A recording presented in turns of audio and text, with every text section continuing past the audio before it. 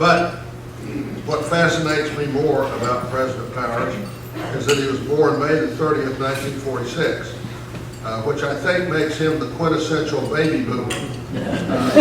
First troops arrived home from World War II, September 1st, 1945. Do the math.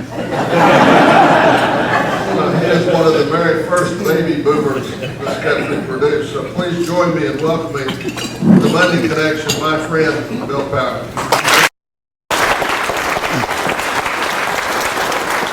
Thank you, Lee.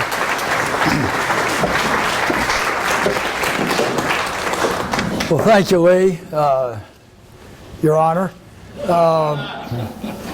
President. It's great to be here. I can assure you this is the most fun I will have all week. It's the most satisfying thing I'll be doing. It is true, I confess. I am the prototypical first baby boomer. When I went through school, it was, new bungalow buildings to make room for the baby boomers. Most self-indulgent generation ever. Hula hoops when we were 10. Supposedly drugs and all of that in college when we were in college. Sort of Time magazine followed our generation all the way through. And I will say the generation that we have in colleges now, and I would dare say, I would bet in seminaries, is a return to the greatest generation. These young people are more concerned about their families, their fellow classmates, their communities, the world around them, the environment around them, the global nature of the world, the powerless, than certainly, I will say, my generation was. So on the education front, I think we are in good shape and have every reason to be very optimistic about the future of our city, our state, our country, and our world, notwithstanding the baby boomer generation that I kind of led. Well, I am delighted to be here. I have a little bit of trepidation in front of theologians. Thank God, a New Testament theologian, but are you an Old Testament theologian? But I'll talk a bit anyway. What I want to talk about today is the book of Job, which I actually teach in my freshman seminar at the University of Texas on how we understand the world. Certainly, the question, why do bad things happen to good people, is one of the things that young people worry about and think about when they're trying to make sense of the world. Why would God let this happen? We saw and heard a lot of that after Katrina, or individual tragedies in families, or things of that sort. So I thought I'd talk about that a little bit today. I am an amateur theologian, but I will venture into that topic generally, and then try to take some lessons for the world we live in today. This is, if you think about it, an odd book. Like, somebody is putting together the canon of the Hebrew Bible, what we'd call the Old Testament. It is a collection of materials that have developed over about 1,000-year period. I'm going to be talking about that a little bit. But as Judaism is making its transition from a priestly religion after the fall of the Second Temple to the Romans in the 1st century in our era, and making a transition into a rabbinic, or continuing that transition into a more rabbinic, textual-oriented religion. I suppose that it started after the return from the exile. There's a sense of what's going to go into the canon what will be in the collection of these canonized books. And someone or a community is making a decision that the book of Job will go in there. Very interesting, in my view, decision. It is an odd book. Right? Most religious texts are in some ways cases for the religion and the God, certainly the Gospels or Paul. They are grappling with difficult issues, to be sure. But here we have a book where, if you take it literally, God is behaving somewhat capriciously with a bet that he has with Satan over whether his guy Job will crack under the pressure, right? Not something that you would think would go into a collection of holy texts. So I think it's an interesting book that it is even in the Bible. But I think it does deal with some very difficult human issues that we would expect our religion to speak to.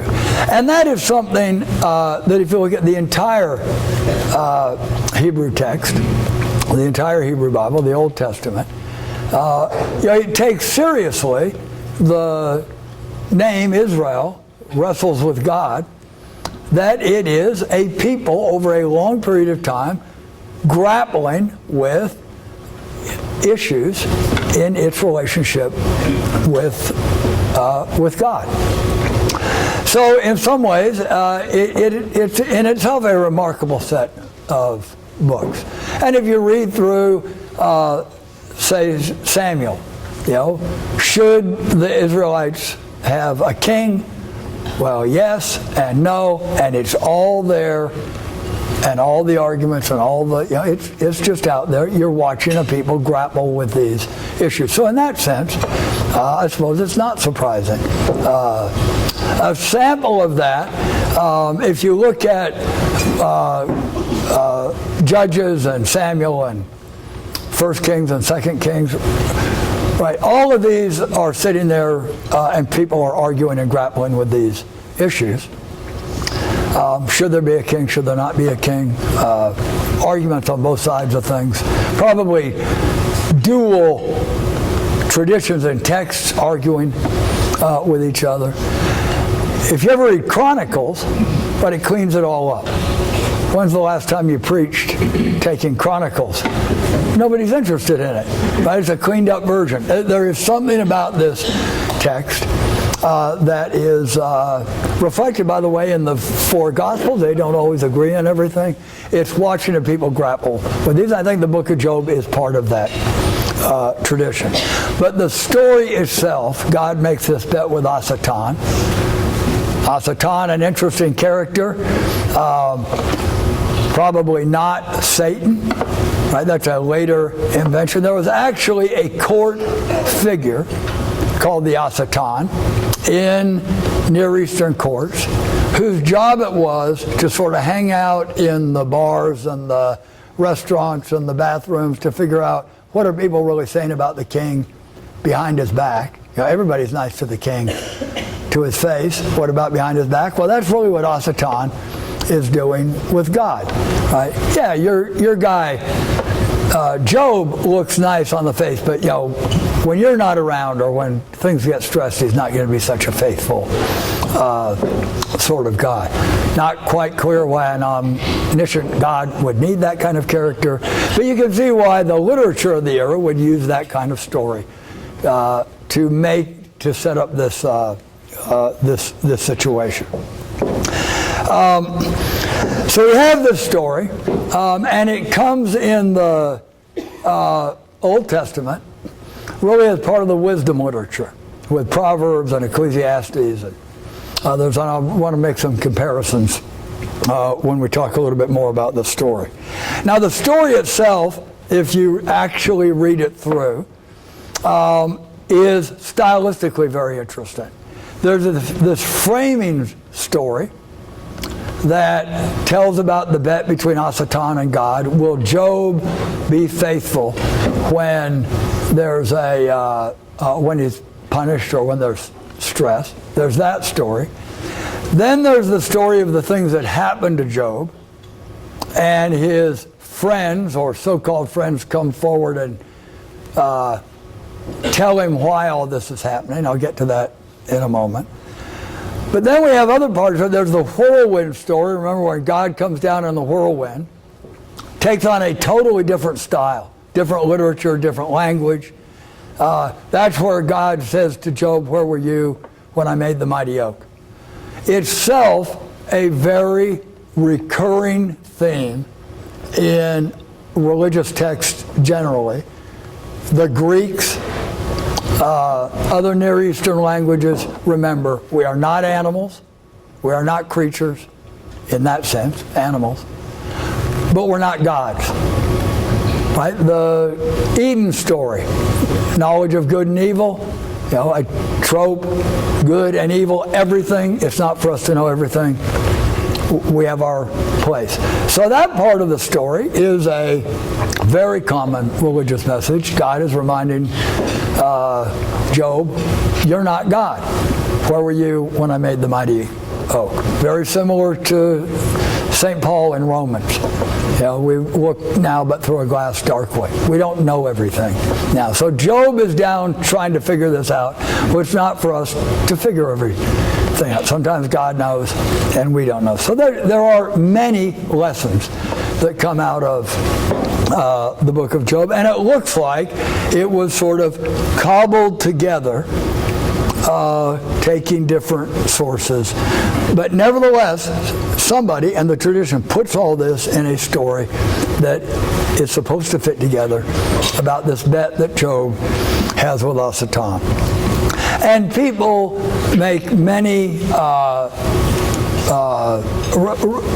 read lessons into the book of Job, which are perfectly appropriate. We talk about the patience of Job, and certainly Job does have patience. And that can give us spiritual sustenance when things are going in a difficult way. Hang in there, have faith. Don't lose sight of what's important, even during very difficult circumstances. There is the particular question, not just the patience of Job, but the faith of Job. So we have a little bit of the same message of Abraham, the faith, not understanding all of God's ways. Nevertheless, Job continues to have faith in God's ways. That's an important spiritual message that we get from the book of Job. But we also get this more particular question: why do bad things happen to good people? That's what my students in the seminar are the most interested in. When Katrina happens, why would God let this happen to seemingly innocent and good people? It's what comes to be called the theodicy, God's justice problem in theology. And it's actually a sort of logical quagmire.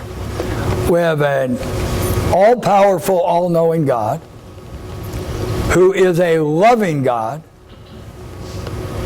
and bad things happen to good people.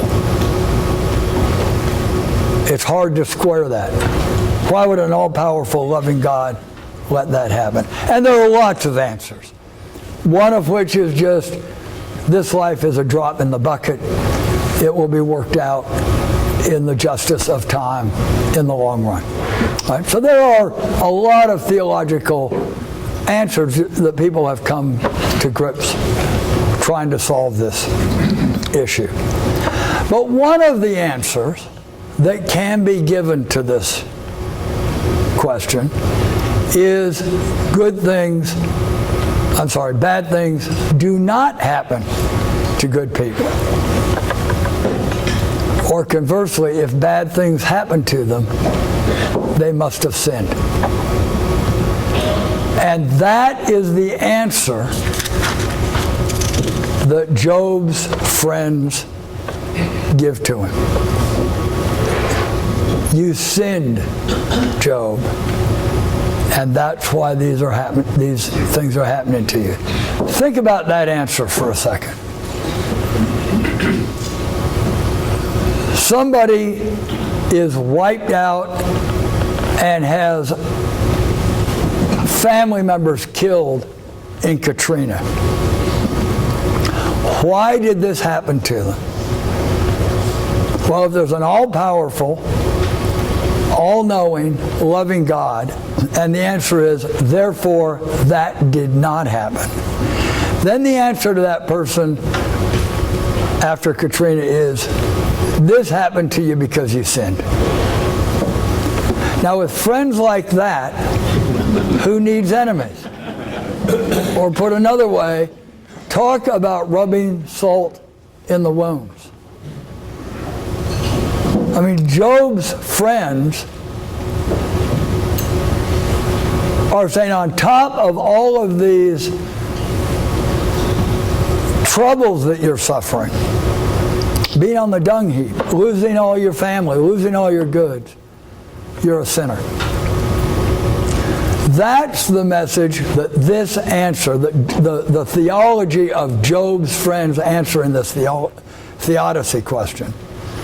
That is the answer that they are giving. And we heard some of that after Katrina. Right? We heard it with AIDS. This is God's just retribution for people that have sinned in some way. Well, you can imagine, my students don't much like that answer. I don't much like that answer. But that is the answer that Job's friends are giving him. Why would they give that answer? It seems to be an astonishing answer. Now, it does logically solve the problem of why bad things happen to good people. No, bad things don't happen to good people. Bad things happen to bad people. End of story. So it sort of ties a bow on the theology. But it seems so counter to our human experience. So these people back, 4th century before the Common Era, BC, they're just stupid. They didn't have all of these same kinds of human instincts. Why would anyone give that answer to Job? And the reason, now in historical context, it solves another very important theological question of the day. And I won't go into the entire history of the Israelites, but remember, they are tribes. They come together in about the 11th century as a united kingdom under Saul and then David and then Solomon, and then split into the northern and southern kingdoms, Israel and Judah. And then in the 8th century, the northern kingdom falls to the Assyrians. That is a crisis. God has given His promise to the Israelites that they are blessed and that they'll prosper. Well, did God break that promise? Or even more catastrophic, if the promise doesn't come true, is God not up there? Or has God abandoned the Israelites? And who's asking this question? Well, it's not the northern kingdom that's been destroyed, it's the southern kingdom. Can we count on this promise?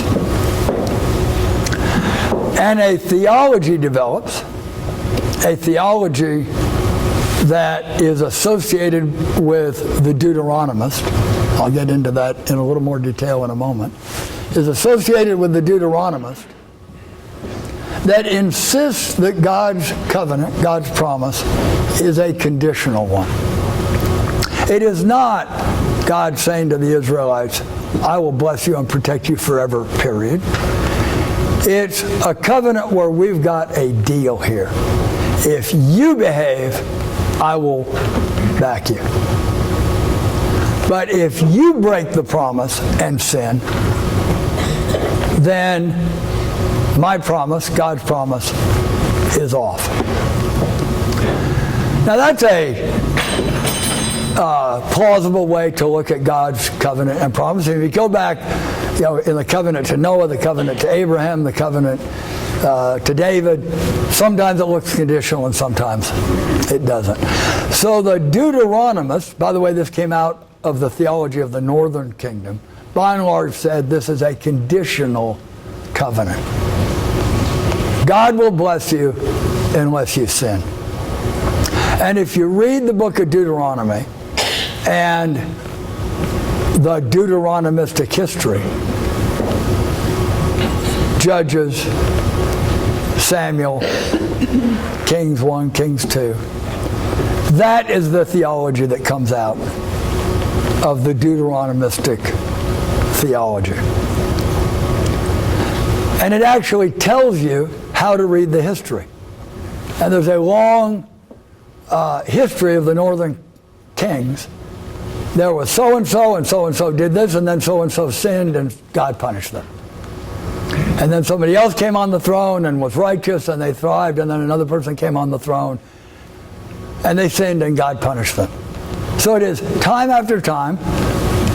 We academics would say, giving you the hermeneutics, the how to interpret. The Deuteronomistic history is telling you how to interpret all that. There's a scaffolding on it. And it is this theology. It is the theology of Job's friends. Why did bad things happen in the northern kingdom, including finally the Assyrians wiping them out? Because they sinned. That actually has a very comforting message. Not to Job and not to the victims of Katrina, but to people who are worried, has God abandoned us? No, God did not abandon us in the south. He abandoned the north because they'd sinned. And we are not sinners in the south, and therefore God will not abandon us. And all of this leads up to King Josiah, who was the best of all kings to the Deuteronomists, and it was a time when Jerusalem thrived. Everyone else had sinned, but Josiah has reformed and gotten this stuff right, and things will thrive. And so God's promise will continue to be held under King Josiah. It is under King Josiah's reign that the book of Deuteronomy is actually discovered in the temple in Jerusalem. So it's coming out of this theology. Makes perfect sense. But then you can see people in Israel applying it to individual cases. To the victims of Katrina. To the victims of somebody whose infant died in childbirth. Why did this happen to me? It must be because you sinned. What is a theology that works on the sort of national level seems pretty harsh and cruel on the individual level. Well, that's what we see going on in Job, trying to apply this conditional covenant backwards to say somebody like Job had sinned. So the author, the person who decides to put this, or the group of people in the Hebrew Bible, what's their view of this? What do they think? Well, they put in the words of Job's friends the Deuteronomistic theology. But what did they think about it? Well, I think we know what they think about it. When we're reading through this book, we know that Job's friends are idiots. Not just pernicious, right? They're idiots. Because we know why this happened. This didn't happen because Job sinned. We know that. This happened because God has a bet with Hasatan. These friends of Job's who are spouting what is verbatim Deuteronomistic dogma, we're being told by the author, this is junk. This is not explaining the world. And Job knows better as well. I'd see this as a Saturday Night Live style, and I mean that thoughtfully, send up of a certain theology that was being used in Katrina-like situations to rub salt into the wounds of people to whom tragedy had fallen. And say, no, we're not going to insist that you're sinners. It's a humanizing, softening of this state dogmatic theology that must have been being used in ways that were quite cruel to individuals to whom tragedy had been suffering. They're dealing with the same human tragedy that we deal with when we try to figure out why did this happen to those people in Katrina? Why did so-and-so's, a dear friend, why did their infant die? Why were they at the wrong intersection at the wrong time and get hit by a drunk driver? Why did a dear friend of mine get cancer? Right? They're grappling with the same sort of issues. And the author, quote, author of the book of Job, is making this, notice that our official dogmatic theology doesn't take us very far. That's quite an achievement in a holy text, to actually come to critique at least the then prevailing theology. Do I have an answer to it? No, right? But these people are trying to grapple with it. But I want to add just one other aspect that really, I think, is a lesson for our times, and something that our students do take away from this book.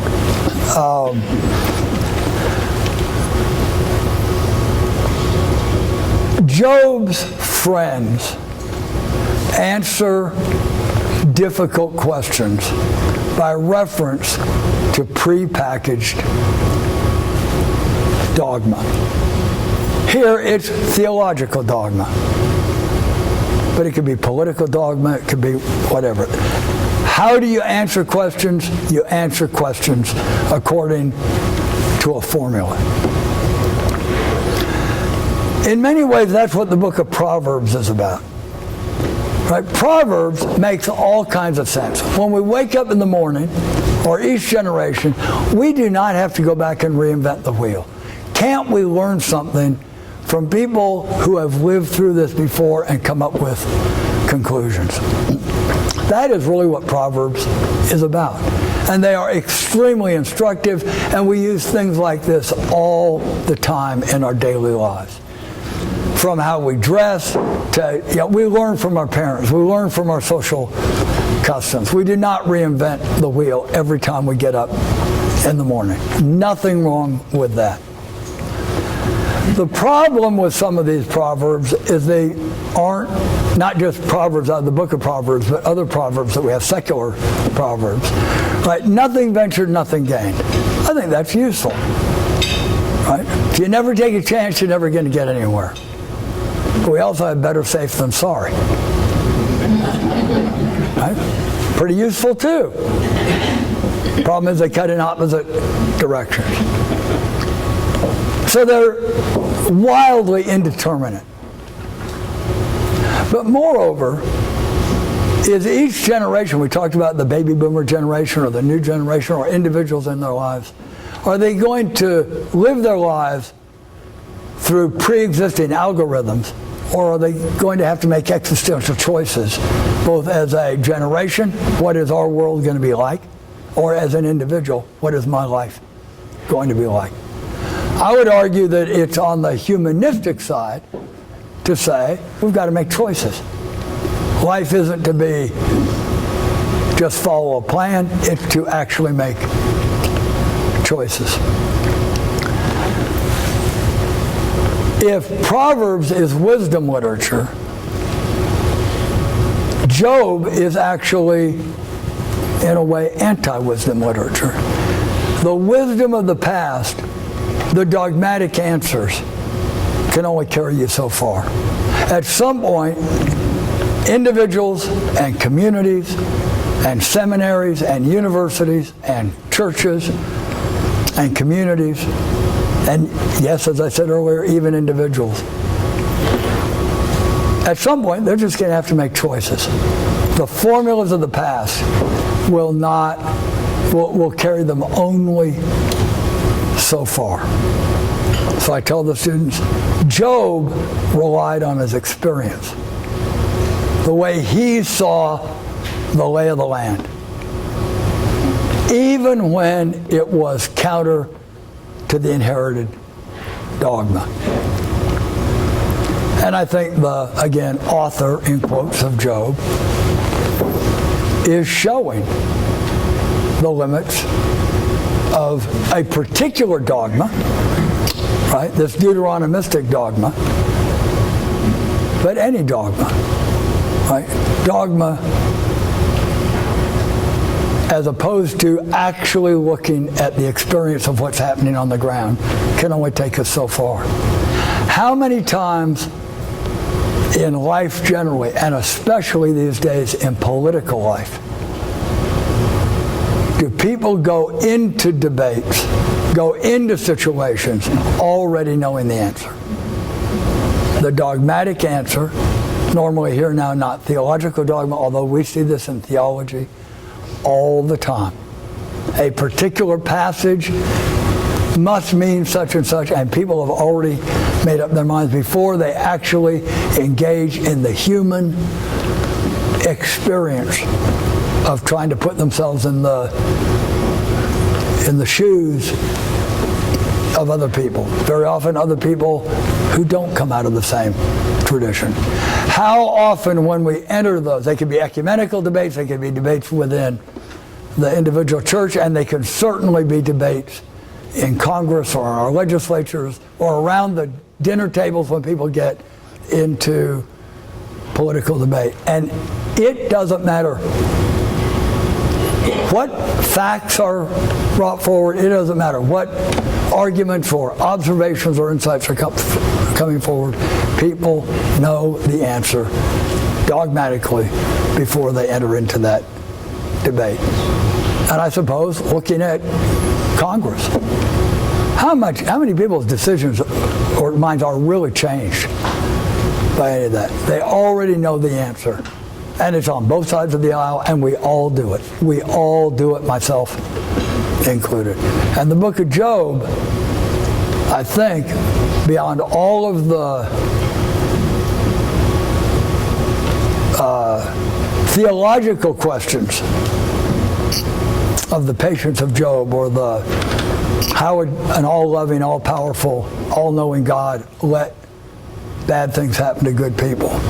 There's a certain anti-dogmatic message there in the book of Job that I think we can all learn a great deal from as we go through our lives, whether it's in our churches, in our political systems, in our families.